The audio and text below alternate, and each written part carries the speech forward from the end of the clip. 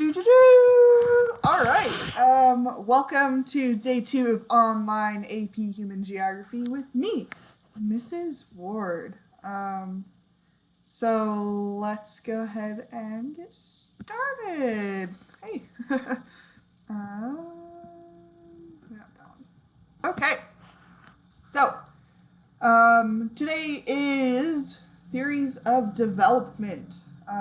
So we're kind of adding on to what the lesson was on last time, right? So we're doing theories of development. Okay. So still on the topic of development, we're still talking about some economic stuff, but we're also adding in some other elements that your assignment last time started to cover. So first up, what is development, right? So development, here's a simple definition for you. Development is the process of economic growth, expansion, of realization of regional resource potential.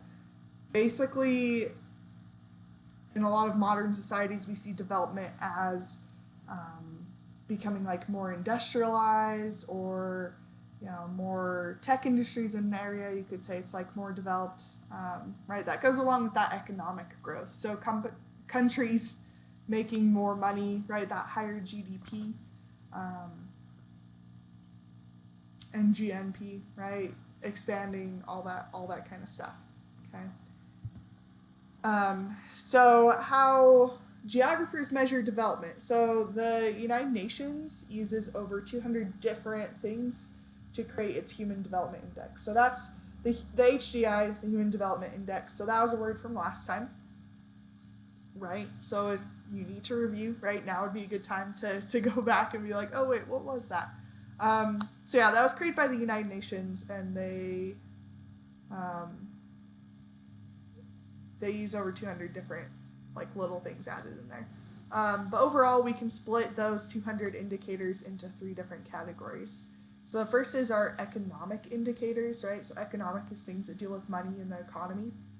The second one is social indicators, which we'll get to. Those will be like schools and healthcare and stuff like that. And then the third one is our demographic indicators, which kind of throws us back into that population and migration unit. That was unit 2, where we're looking at things like life expectancy and birth rate and death rate, right, of an area. So here's a little, no, it cut off the bottom. Here's a little chart though, showing some different areas of the world. So we have like our Arab states, what they rank on the Human Development Index, their life expectancy, adult literacy is how many adults can read and write, and then the GDP. I believe this is per capita. So right, take a second, look at that, and I realize my face is probably over some of this. So this would be good to pull up in the slideshow later, and to like click through and take a look at some of these.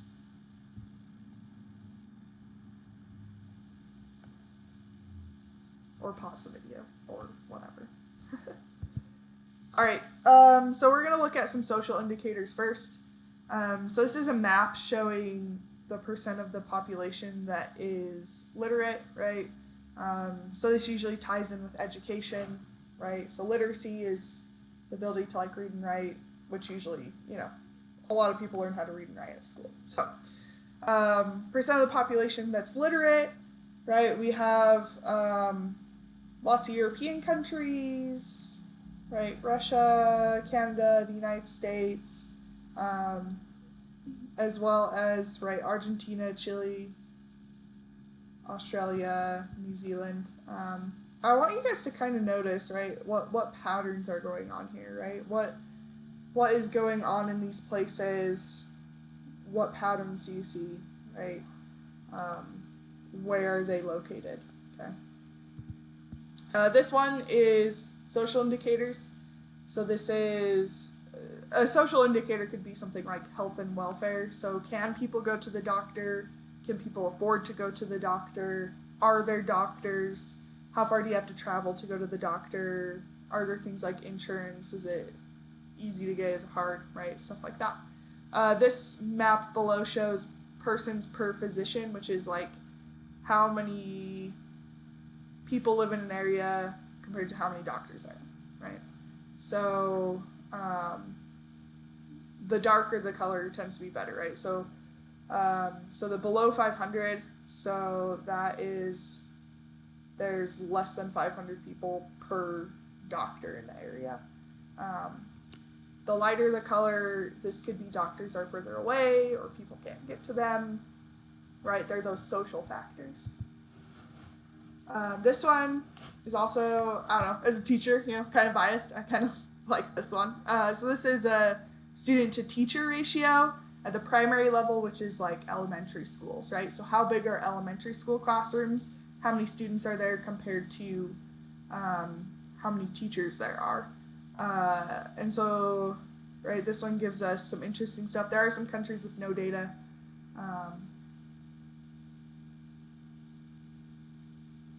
Right, but for the most part, in the United States, if you walked into an elementary school classroom and you averaged all the elementary school classrooms all over the whole country, in 2005, there'd be 15 students or less. Okay. And take note, right, so this map is from 2005, so it was a little bit more dated, and data does change over time. It would be interesting if this split it up into states, so we could see the difference between different states as well. Other measures of development. This one is both an economic as well as a social one. So this is unemployment. So unemployment is the number of people who in a given year were not working but were available for work and had taken steps to seek work. So there's a couple important parts to this. So sometimes people are unemployed because they were in like a terrible car accident or something like that, right? And so they don't have a job, they're not going to work, but sometimes they can't go, right? Say you're in a coma, you're technically unemployed, but you can't go work. Unemployment in this case is these are people who don't have jobs, they're trying to get jobs, right, actively, and they could do it, right? So in some circumstances where unemployment opportunities are particularly limited in our country, the last criteria, which is had taken steps to seek work, might be like more relaxed as well. So some countries kind of define this a little bit differently as well. Telephone lines, or in modern days, like cell phones, so the number of people who have phones. So this can show us like how developed an area is. So how many telephone lines how many phone numbers are there, essentially, both business and residential, plus like public telephones per 100 inhabitants.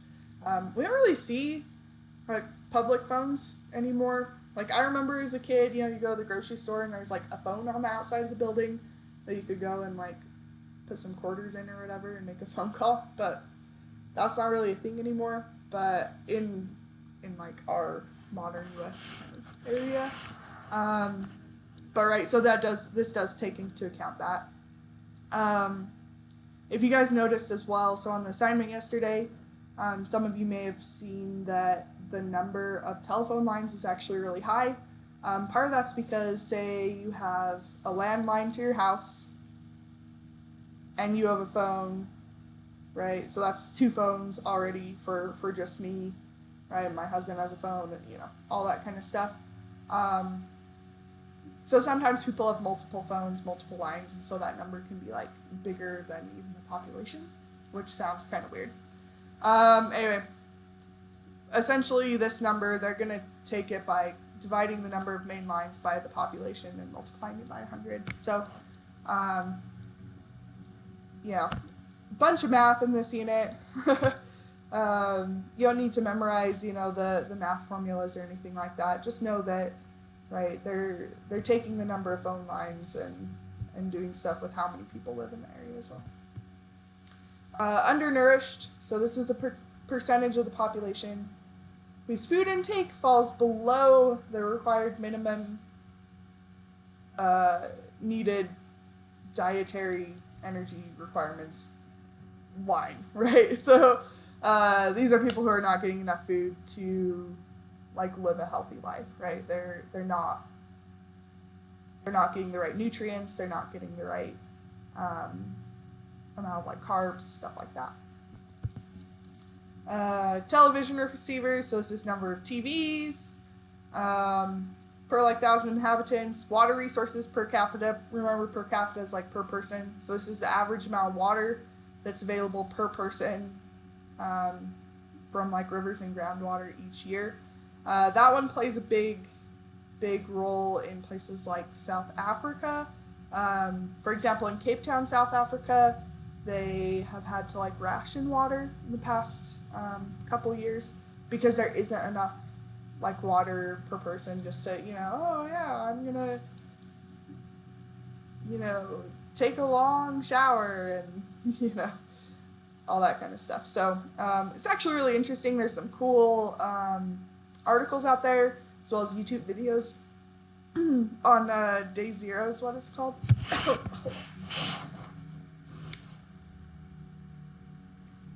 Sorry, tickle in my throat. Anyway, Day Zero, it's pretty cool. I'd recommend looking it up. There's some really interesting stuff about it. All right, so some theories and models of development. So first we're going to look at Rostow's. So W.W. Rostow, he was around in the 1950s, and he's like, development has 5 different stages. So right, countries go through these stages and become more developed as they go. This is also known as the international trade model. So the first is traditional society. The second is preconditions for takeoff. 3 is the takeoff. 4 is the drive to maturity. And 5 is the age of mass consumption. I don't know. I just think it's funny they use the word takeoff. It makes me think that we're like on a plane. We're gonna take a trip on a plane to development or something. It's just silly. Here is kind of a graphical interpretation of this. So it's also known as Rostow's ladder of development. So the ladder assumes all countries can reach the same level of development and that all will follow a similar path, right? So no matter what the country is, where it is, they can all follow the same pattern and do the same thing and become, all super developed.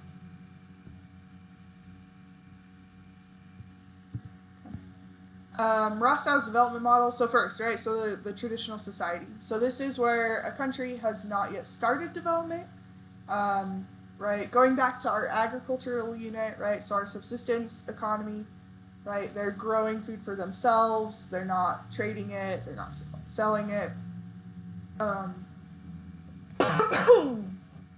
Most people are farmers, and most people have money, are like military leaders or like religious leaders.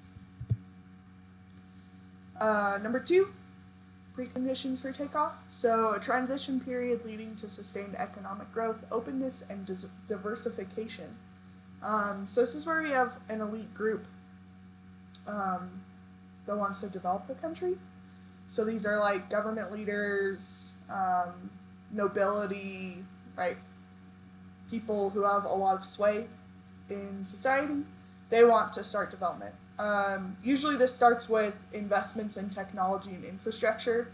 So building better roads, getting companies to come and set up shop in their area, and starting to make these investments. Having better sewer and water, having better electricity and internet, right, stuff like that. And then during this time, we'll also see the commercialization of agriculture. So rather than, right, our subsistence farmers, all of a sudden people start growing stuff to sell to other people. The farms get bigger, they're growing a lot more product, they'll make a lot more money, right, and so on. Number 3 is takeoff. So this is a rapid growth period generated by a limited number of economic activities. So this is where we have an increase in industrialization in like smaller areas that are usually like closer together. We have foreign investment will increase. So, right, other countries are like, oh, hey, yeah, you have lots of oil. I want to start companies there to buy the oil and, you know, refine the oil and all that kind of stuff. With that, you'll see infrastructure improvements, right? More roads, better internet, better electricity, all that kind of stuff. You'll see some regional growth as far as like population, right? People moving into different regions because of these new factories and industries there. But the the economy is still dominated by traditional practices. So, for the most part, right, still farming. For the most part, people are still like growing their own food. But we're starting to see like more factories, more industrial stuff. So it's moving from those primary industries where it's like mining and logging and farming into our secondary industries, right? Like our production. But we're not all the way there yet, right? We're just part of the way there. Number 4 is the drive to maturity. So this is where all of a sudden we start to see a lot more modern technology throughout society in a lot of different industries. So I mean, this could be like seeing like new tractors or like combines that are run by GPSs, or, you know, you see a lot more technology. This also means that we're going to see a lot more manufacturing and like more commercial activities, right? So we'll see a lot more of our secondary level, and we'll see some tertiary level with that as well. Our industry will be more diversified, so rather than having the country mainly focusing on coffee or mainly focusing on oil, they're going to be focusing on a lot of different things. And then there's usually a lot more like technology that is used. So a lot of more people like going to school to do like programming, and a lot more factories that use a lot more technology and all that kind of good stuff. Then number 5 is our high mass consumption. So this is where the economy shifts from production of like heavy industry, which is like building more machines, to consumer goods.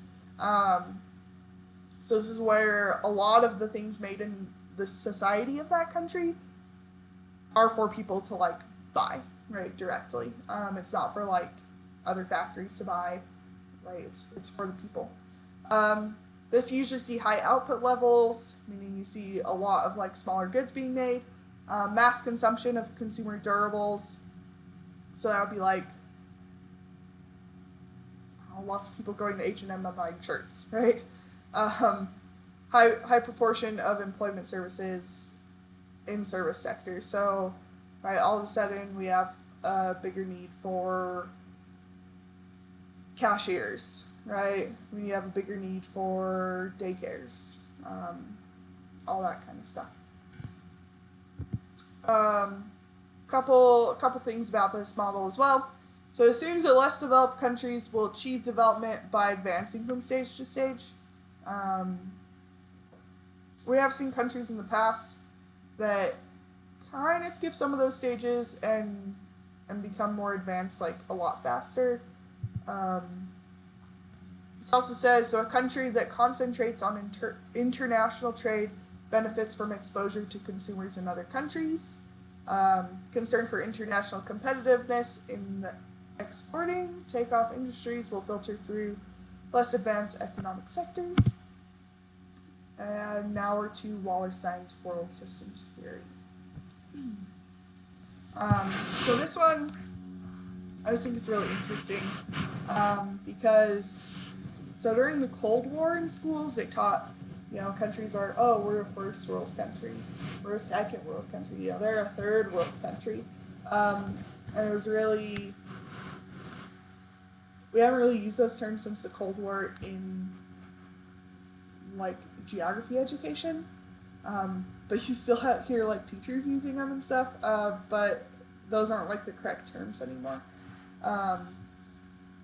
partially because people probably thought it was like a little bit offensive to call a country like third world. It's like, oh. Anyway, so this is the world systems theory. This says the world is not divided into. This says the world is divided into our haves, which are our core countries, and our have-nots, which are periphery and semi-periphery countries. The core countries exploit the periphery and semi-periphery for cheap labor and natural resources. So core countries are countries that, have products made in other countries. Usually those periphery, semi-periphery countries lower minimum wages. Maybe the factories aren't as safe, but it cut costs. It's cheaper to make them there, and we see lots of things with that. This is kind of another graphic interpretation of it. So we have our core, semi-periphery, and periphery. So the core makes high profit. They're consuming a lot of goods, right? They're buying a lot of these things made all over the world. The periphery are providing cheap labor and raw materials. The periphery tends to be less developed countries. You have a lot more economies based on those primary industries, like agriculture, versus core would be our higher up the scale, so like tertiary and higher kind of activities. Our periphery, so like I said, these are the least developed countries. Their economies are mostly focused on like natural resources, using those natural resources, right? Using the ground, fishing, agriculture, livestock, all that kind of stuff. A lot of periphery countries we find in Latin America and sub-Saharan Africa. Semi-periphery are developing countries that have developed more. They're not like all the way developed, but they're not periphery either. They're like more developed than periphery. So they've developed a little bit more, but they aren't to the point where they're a most developed country. A lot of their economy is still devoted to those primary and secondary activities. So we see lots of secondary activities in these places. So think like lots of factories, lots of manufacturing. So this includes China, India, Mexico, Brazil, South Korea, and lots of Eastern Europe countries. Core. So these are the more developed countries. So this is... Oh, I was like, what in the world did I put there? Post-Fordist. So this is like Henry Ford, assembly line, right, factory. So this is post-Fordist, which means after the whole assembly line factories. So we're like further than that. We're past like that stage of industrialization. So not much of their production is in like the primary or secondary economic sectors. So they're more in like the tertiary and quaternary sectors. These countries rely on our semi-periphery and periphery for those raw materials as well as like cheap labor and manufacturing. These countries, the core countries, would include countries in North America. When they say that, they mean Canada and the United States. Because Mexico would be right on the last slide with the semi-periphery. So Canada, United States, Western Europe, right, France, Spain, Great Britain, Germany, Japan, and Australia. Austria would be in there too. Austria and Australia. Here is just a quick visual, right? So the blue is the core. So those are the most developed countries. This kind of periwinkle purplish color is our semi-periphery. So those are countries, right? India, China, Brazil, Mexico. That they're getting there. They're getting more developed, but they're still really into like the whole manufacturing thing. We see lots of manufacturing and factories there. And then the red is our periphery. I know some of you might look at Russia and say, but Russia has advancements and stuff. Well, this is for their entire economy, for all the people who live there.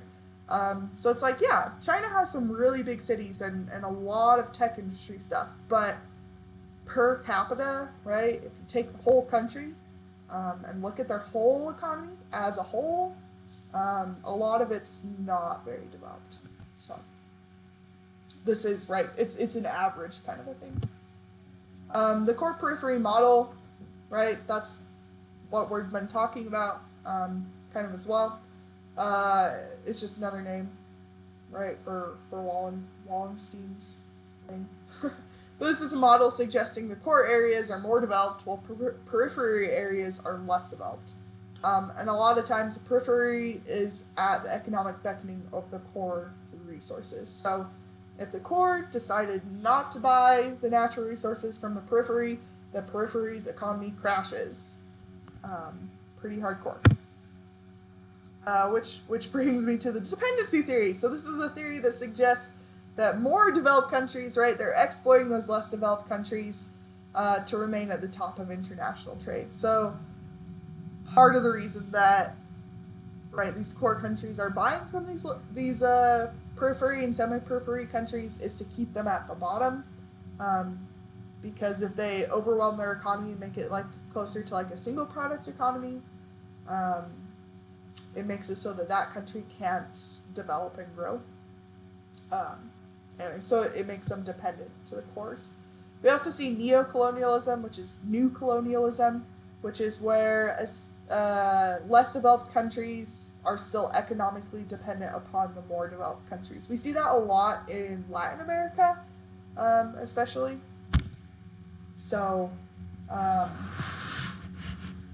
for example, Costa Rica grows like a lot of coffee to the point where if it wasn't for the core countries buying that coffee, their economy would not be doing so great. And so if it wasn't for, right, like the United States, these like bigger, more core countries, right, they're economically dependent on us. We have fast world and slow world.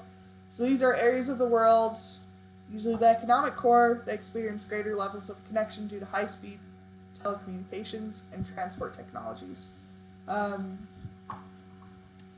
So this would be like, if I go back here, actually, we can go even further back. Sorry, I should have put a map in there before. Right. Actually, this is a pretty good one. Or this one. So high-speed internet, right, connects these parts of the world a lot better. And so we see more, like, connection with people, right, for those things like social indicators. More internet, more education, all that kind of stuff. Or this one, same kind of thing. So a lot of companies might be American companies, but we find them in France, or they're French companies, and we find them in the United States.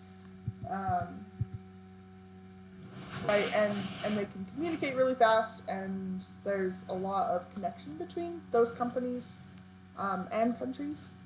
And then we also have the slow world, which is, they're still developing.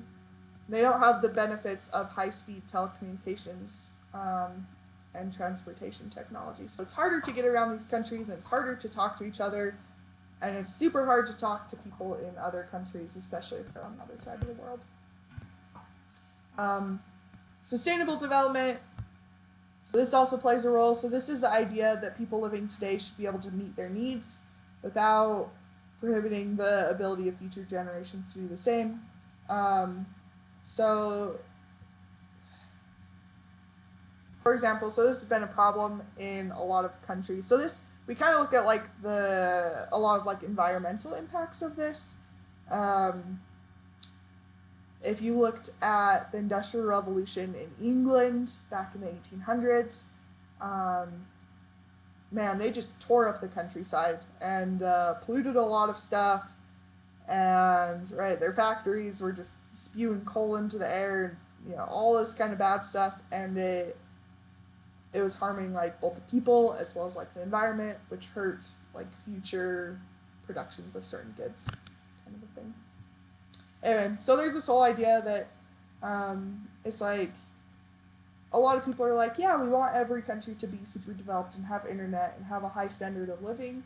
But if you do it too fast, it can actually hurt the environment.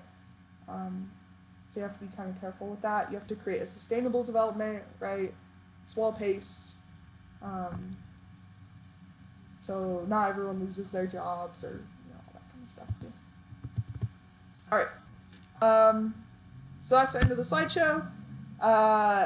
I'll have the assignment up on Canvas. I am changing around some things on Canvas, so I'm sorry if it freaks you out.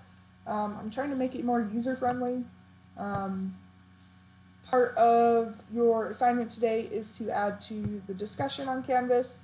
So go discussions. It's this online class expectations discussion, so please make sure that you add to that if you haven't already. And then I will have an assignment up pretty quick as well. It's like bombing my head the whole time. Sorry, guys. I'm learning. We're learning together. Let me know if you need any help or have any questions. And I hope you guys have a great day.